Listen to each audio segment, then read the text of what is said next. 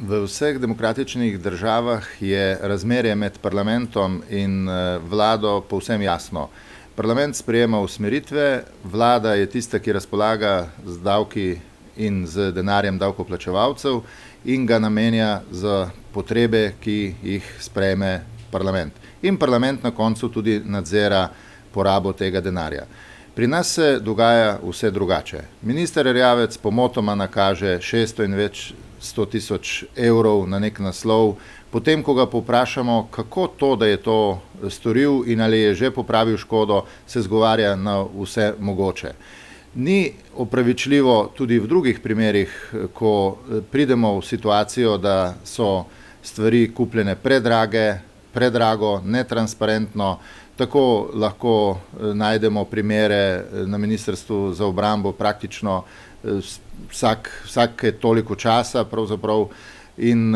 narobe je to, da ko ministra vprašamo, da naj pojasni, naj odgovori, ne gre vedno za obtožbe, gre pa seveda za objektivno odgovornost, da če ima nekdo v imenu davkoplačevalcev pravico denar razporejati, tudi dajati neke bonuse nekaterim svojim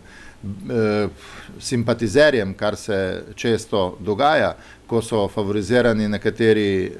njihovi bližnji sodelavci, takrat mora jasno povedati pred parlamentom, pred javnostjo, kam je dal sleherni cent, kaj bomo državljani in državljanke od tega imeli in ali res ni šlo, tako kot se v zadnjem času kaže tudi pri največjem nakupu v času samostojne Slovenije, torej pri nakupu oklepnikov Patria, da se vsak dan pojavljajo nove in nove zadeve, odkritja, ki kažejo na netransparentnost, na to, da so vpleteni posamezniki, ki se pojavljajo pri trgovini z orožjem že od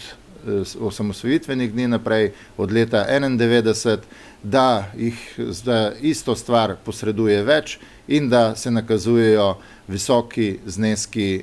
pojasnil, v javnosti pa ni. In ne odzove se ustrezno niti na očitke, ki prihajajo tako iz domače javnosti, kot tudi ne iz tistega, kar počno preiskovalci na Finskem, in naši organi očitno sodelujejo na en način, ki se mu reče skrivanje,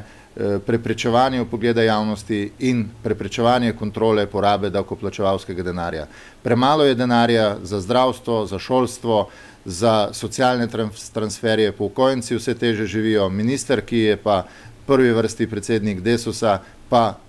opravičuje vse kaj drugega kot pa transparentnost, preglednost, racionalnost nabav za vojaške potrebe in seveda so mu skrbi za socialne probleme na zadnjem mestu.